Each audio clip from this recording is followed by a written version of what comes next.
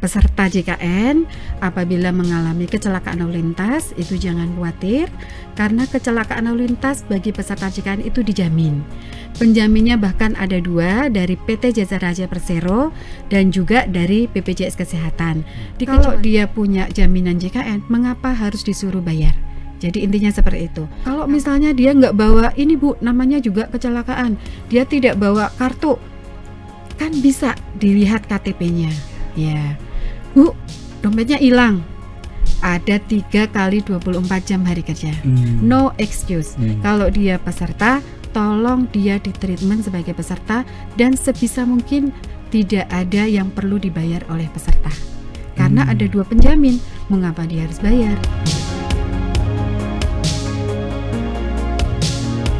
Assalamualaikum warahmatullahi wabarakatuh. Halo Sobat Tribun Tangerang dimanapun berada. Jumpa lagi dengan saya Eko Priyono, manajer konten di Tribun Tangerang. Kali ini di studio Palmera sudah hadir Dr. Dwi Ernawati. Beliau merupakan klaim advisor BPJS Kesehatan cabang Tiga Raksa. Nah, kali ini kita akan ngebahas gimana alur penjaminan kesehatan ketika peserta ya Bu mengalami kecelakaan lalu lintas. Betul. Nah, amit-amit nih Bu ya, siapapun peserta ya, ketika amit-amit dulu ya Mas ya. Berangkat kerja atau sekolah atau kemanapun aktivitasnya, ke pasar. Nah, itu di tengah jalan mengalami kecelakaan pun tunggal atau melibatkan pihak lain gitu. Nah, sebagai peserta BPJS atau JKN ini gimana ya cara untuk atau menghubungi siapa nih si peserta ini ataupun keluarganya? Iya, betul. Ini memang banyak ditanyakan oleh peserta dan juga yang sudah kejadian juga bingung. Biasanya mereka itu akhirnya terlambat untuk mendapatkan penjaminan. Nah, itu tentunya sangat disayangkan karena sebenarnya untuk kasus-kasus peserta JKN yang mendapatkan kecelakaan, amit-amit lagi yang mendapatkan kecelakaan lalu lintas itu sebenarnya ada 2 Mas yang bisa menjamin. Yang pertama adalah PT Jasa Raharja Persero. Nah, mungkin sudah pernah dengar ya. Lain kali harus diundang. Nah, siap Ibu. Yang kedua adalah BPJS Kesehatan. Nah, bagaimana caranya supaya bisa mendapatkan penjaminan? Karena biasanya kalau kecelakaan ini Mas, khawatirnya itu bagian-bagian tubuh itu banyak yang fraktur, patah ya. Kalau yang patah bagian-bagian yang kecil-kecil sih mungkin pembiayaannya murah. Bagaimana kalau tulang belakang? Bagaimana kalau kepala, tengkorak? Nah, tentunya pembiayaannya sampai ratusan juta Mas. Itu kalau biaya sendiri. Nah, gimana caranya supaya bisa mendapatkan penjaminan dari 2 badan penjamin ini? Yang pertama kalinya yang harus dilakukan oleh keluarga peserta, karena pesertanya kan kecelakaan nih Mas, kan nggak mungkin nih pincang-pincang terus kemana-mana Pesertanya tentunya harus segera mendapatkan pelayanan di rumah sakit, ya, dibawa, ditolong, biasanya ditolong warga kan, udah ke rumah sakit, terus keluarganya harus ngapain nih? Nah, keluarganya itu harus langsung menghubungi Jasa Raharja. Nah, kan bingung nih, gimana caranya? Ini siapa? Nah, seperti yang sudah kita jelaskan bahwa di rumah sakit itu ada di situ dipasang petugas BPJS Kesehatan maupun petugas rumah sakit. Pasti ada di situ ya. Entah itu bentuk standing banner atau mungkin ditempelkan, itu ada nomornya. Nah, nanti ketika di administrasi itu harus segera menyatakan bahwa akan menggunakan JKN. Nah, rumah sakit itu sudah paham bahwa apabila peserta JKN yang mengalami kecelakaan lalu lintas, maka rumah sakit akan menghubungkan dengan pihak Jasa Raharja. Jadi melalui aplikasi kami yang sudah terhubung dengan aplikasi Jasa Raharja, itu nanti diinput sama rumah sakit, ya, diinput, diklik suspek kecelakaan lalu lintas. Nanti petugas Jasa Raharja akan mendatangi peserta. Oh, berarti keluarga nggak perlu menghubungi terpisah gitu ya? Iya, nah, keluarga stay di rumah sakit dulu nggak apa-apa. Nah, nanti ketika petugas Jasa Raharjanya datang atau mungkin by phone, nanti akan ditunjukkan step by step caranya. Nah, caranya tentu saja yang paling utama nih Mas, yang di highlight adalah membuat laporan polisi. Nah, itu mungkin yang kadang-kadang peserta itu takut, aduh ke polisi nih, apalagi kalau ternyata kecelakaannya salah nih posisinya, nggak pakai helm atau nggak punya SIM. Nah, tapi jangan takut, tetap aja harus membuat laporan polisi. Langkah pertama itu. Berarti mau salah mau benar itu yang diperlukan persyaratannya itu. Iya, karena penjaminan pertama adalah harus dari pihak Jasara Harja. Nah, setelah nanti Jasara Harja menentukan ini kecelakaannya apa, apakah bisa mereka jamin atau tidak. Kalau mereka akan jamin, maka mereka akan jamin sampai plafonnya. Ada plafonnya. Plafonnya itu 20 juta, Mas. 20 juta untuk perawatan di rawat inap, 1 juta di UGD. Oh, jangan pikir 20 juta ini banyak, Mas. Kalau operasi 20 juta itu lep habis. Nah, jadi tentunya biasanya kurang. Nah, kalau kurang, ini siapa yang akan jamin selanjutnya? Nah, itu baru BPJS Kesehatan. Bu, tapi yang tadi dulu, berarti kan bisa dijamin atau enggak tadi ya? Betul. Memang kenapa nggak bisa dijamin? Oleh Jasara Harja. Iya, misalnya. Kalau kecelakaannya tunggal, itu tidak dijamin. Nah, jadi Jasara Harja ini ada juga hal-hal yang mereka jamin dan hal-hal yang tidak mereka jamin. Di antaranya adalah kecelakaan tunggal. Tapi kalau tidak dijamin Jasara Harja, jangan khawatir. Berarti kami sebagai penjamin kedua akan menjamin. Nah, kalau misalnya kan kecelakaan tunggal, saya main HP gitu misalnya, terus tadi amit-amit lah gitu, Bu. Itu gitu. Kenapa BPJS mau ngejamin saya yang teledor sendiri gitu atau peserta JKN? Pengennya sih tidak, Mas. Pengen enggak ya sebetulnya ya. Ini kan namanya jaminan sosial. Ya, di mana pemerintah itu ingin bahwa setiap warga negaranya itu mendapatkan jaminan sosial, dalam hal ini adalah kesehatannya. Apapun kasusnya. Sepanjang regulasinya tidak mengatur bahwa kelalaian merupakan suatu hal yang tidak dijamin, berarti masih bisa dijamin. Tapi walaupun dijamin, itu tidak enak, Mas. Yakinlah itu tidak enak. Betul. Jadi tetap aja tentunya harus apabila berkemudi harus berhati-hati, jangan main HP, pakai helm dan lain sebagainya. Karena kalau sudah kena kecelakaan lalu lintas, walaupun sudah dioperasi, itu biasanya ada gejala sisa. Kita namanya sequel. Kalau yang operasi kepala, puyengnya itu, Mas, itu biasanya menetap. Nah, tetap nggak enak kan? Jadi walaupun dijamin, tetap diusahakan jangan sampai kecelakaan. Nah, tadi Bu balik ke situ. Ketika keluarga pasien tahu, ini tidak dijamin Jasara Harja, pure semua ditanggung BPJS. Nah, terus langkah selanjutnya berarti Jasara Harja berhenti gitu ya? Diteruskan pengurusannya BPJS. Nah, ini gimana lagi tuh? Baik. Ini yang sering ditanyakan juga oleh peserta, mewakili banget ya peserta ya, Mas ya. Jadi memang setelah ngurus laporan polisi ini wajib nih, memang agak effortnya di situ, tapi setelah itu kan dijamin semua. Setelah mengurus laporan polisi, kemudian diserahkan ke Jasara Harja.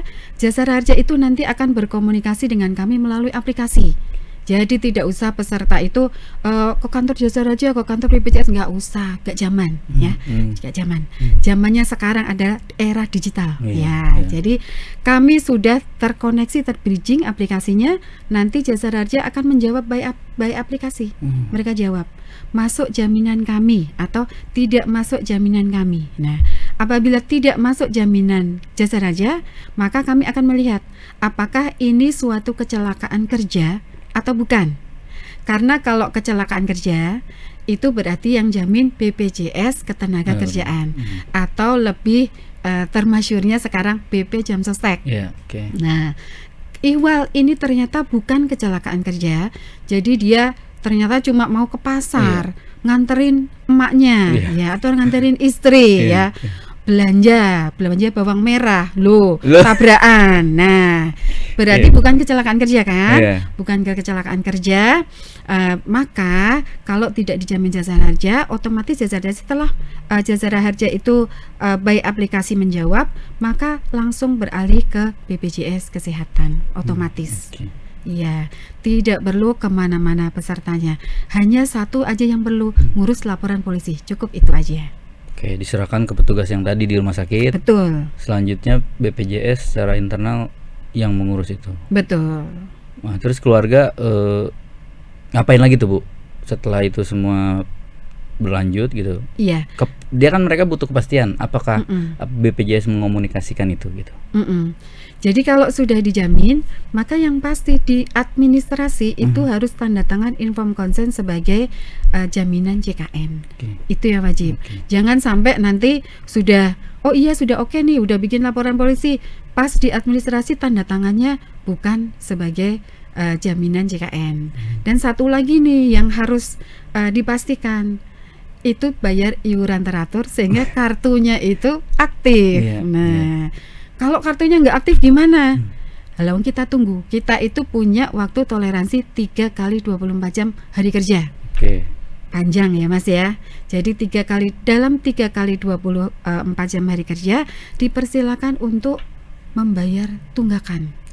Ya, bayarlah tunggakan, kemudian denda pelayanannya dibayar, sudah nanti akan bisa masuk ke dalam penjaminan JKN. Aktifnya berapa lama atau per jam gitu ya? Misalnya kecelakaannya jam 1, jam 2 atau jam 3 tuh diurus sama keluarganya. Iya, betul. Tapi ternyata diketahui menunggak belum selesai. Kemudian selesai di jam 5 pembayaran. Iya.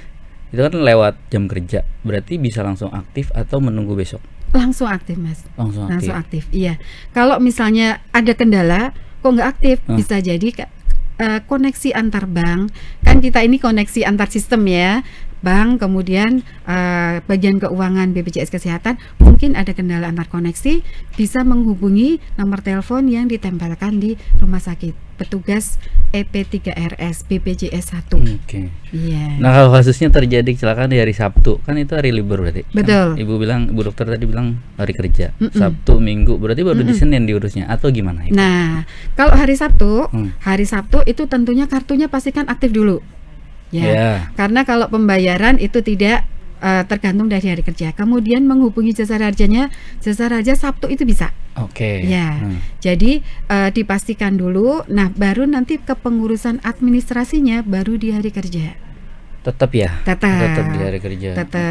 Karena kalau kecelakaan tidak segera diurus Mas, khawatirnya nanti polisi itu ketika melakukan penyidikan, dia membutuhkan TKP-nya masih ada, barang buktinya masih ada, saksinya masih ada. Kalau 3 itu tidak ada, susah nanti. Polisi akan susah untuk melakukan penyidikan, akibatnya nanti laporan polisinya terhambat. Bu, kenapa sih ini jadi concern khusus buat BPJS gitu soal penjaminan laka lantas, atau mengingat jumlah kecelakaan yang memang masif, atau ada hal lain? Iya, sebenarnya jumlah kecelakaan ini masih cukup banyak ya Mas ya. Saya juga sebenarnya ini memang kita juga sebenarnya sudah berkolaborasi dengan kepolisian Polres, bahkan kita kemarin tanggal 16 Mei tahun 2025 ini kita melakukan MOU dengan Pemda, kemudian dengan Polres, dan dengan BPJS Kesehatan 3 Raksa. MOU untuk percepatan penanganan korban kecelakaan lalu lintas, khususnya peserta JKN. Jadi kita semua sudah sepakat bahwa memang harus dipercepat penanganannya, administrasinya dipermudah, supaya apa? Supaya mencegah fatalitas dari kecelakaan lalu lintas, supaya pesertanya cepat bisa dibawa ke rumah sakit, dapat penjaminan, ditreatment sesuai dengan kebutuhannya, selamat. Nah, yang dibutuhkan itu. Konsennya mengapa ini penting? Karena memang selama ini peserta itu masih takut untuk ini kecelakaan saya dijamin atau tidak. Pertama takut lapor polisi. Padahal dari kepolisian juga menjamin, dipermudah kok, nggak ada masalah. Jadi meskipun dia nggak pakai helm, sebetulnya sudah lapor saja apa adanya gitu ya. Lapor saja apa adanya. Ya paling-paling nanti dia jadi tersangka. Iya. Karena itu jadi kasus ya. Tapi kalau kita bedakan ya, kita pilah masalah apakah dia dilanjutkan menjadi kasus, menjadi tersangka dan lain sebagainya apabila dia penabraknya, dan masalah kesehatannya. Itu adalah 2 hal yang berbeda ya. Ini 2 hal yang berbeda, berjalan sinkron. BPJS Kesehatan dan jasa raja concernnya adalah di masalah kesehatannya, kecederaannya ya. Jadi seperti itu Mas. Jadi baik pelaku atau korban ya diselamatkan dulu gitu ya. Selamatkan dulu dua-duanya. Urusan itu ya nanti ya Iya, betul. Oke. Betul. Nah, ada keluhan juga gini, Bu Dokter. Aduh, saya pasien BPJS nih atau JKN gitu. Nanti ketika ada musibah gitu di rumah sakit, pelayanannya gimana ya? Di nomor 2 kan atau enggak? Termasuk di kasus kecelakaan ini gimana? Nah, apabila ada keluhan, kita banyak sekali kontak senternya ya Mas ya. Tapi lebih enaknya lagi menghubungi yaitu tadi nomor petugas, baik petugas rumah sakit ataupun petugas BPJS yang biasanya ada di UGD, pasti ditempel. Itu soalnya setiap kali kita kerjasama dengan fasilitas kesehatan, kita mewajibkan nomornya itu harus ditempel di situ. Di pendaftaran itu juga ada. Ya, dulu bahkan saking semangatnya rumah sakit, ada yang menempel di toilet loh Mas. Siapa tahu nggak ngeh ya di iya, kita bingung. Mengapa ditempel di toilet? Karena biasanya di toilet itu orang itu merenung. Ketika merenung melihat ke depan, oh ada nomor kontak center. Nah, tapi kita tidak perbolehkan ya, karena itu tidak etis begitu ya. Jadi yang pasti di UGD dan di pendaftaran, di admission itu pasti ada. Ya, jadi menghubungi itu. Atau kalau bingung lagi, 165 nomornya mudah dihafal. Kontak center nasional 165 24 jam. Ya, silakan dihubungi. Berarti dengan kata lain gini, peserta BPJS atau JKN bukan malah rugi gitu. Bahwa BPJS mendorong vaskes atau rumah sakit untuk memberikan pelayanan terbaik gitu. Betul. Sepanjang dia peserta, kami tidak memperbolehkan untuk memberlakukan sebagai pasien dengan jaminan pribadi. Kalau dia punya jaminan JKN, mengapa harus disuruh bayar? Jadi intinya seperti itu. Kami apabila kami sosialisasi ke rumah sakit, kita akan sosialisasikan. Kalau misalnya dia nggak bawa ini Bu, namanya juga kecelakaan, dia tidak bawa kartu, kan bisa dilihat KTP-nya. Ya, Bu, dompetnya hilang. Ada 3 kali 24 jam hari kerja. No excuse. Kalau dia peserta, tolong dia ditreatment sebagai peserta dan sebisa mungkin tidak ada yang perlu dibayar oleh peserta. Karena ada 2 penjamin, mengapa dia harus bayar? Begitu. Jadi bukan kalau pakai asuransi pribadi atau peserta BPJS atau JKN dibedakan perlakuannya? Tidak, seharusnya tidak ada perbedaan. Itu semua balik ke rumah sakit berarti ya? Iya, bukan BPJS-nya nih? Iya, undang-undangnya juga ada loh Mas, tidak boleh membeda-bedakan. Jadi kalau sampai dibedakan, lapor. Kalau sampai dikasta-kastakan, lapor. Siap Ibu Dokter. Bu, closing statement buat peserta BPJS atau peserta JKN dimanapun berada. Ya musibah kan kita nggak tahu ya datangnya kapan. Tapi misalnya terjadi ada ke keluarga, ada teman, ada saudara yang mengalami kecelakaan lalu lintas, apa yang mesti mereka lakukan? Iya, baik untuk para peserta JKN apabila mengalami kecelakaan lalu lintas itu jangan khawatir, karena kecelakaan lalu lintas bagi peserta JKN itu dijamin. Penjaminnya bahkan ada 2, dari PT Jasa Raja Persero dan juga dari BPJS Kesehatan. Dikecualikan apabila kecelakaannya adalah kecelakaan kerja. Itu pun ada juga penjaminnya, yaitu BP Jam Sostek. Nah, untuk kepengurusan jangan khawatir, karena kepengurusan ini ada tenggang waktu toleransi 3 kali 24 jam hari kerja. Apabila kartu tidak dibawa, bisa menggunakan kartu digital. Apabila tidak ada, bisa menggunakan eKTP.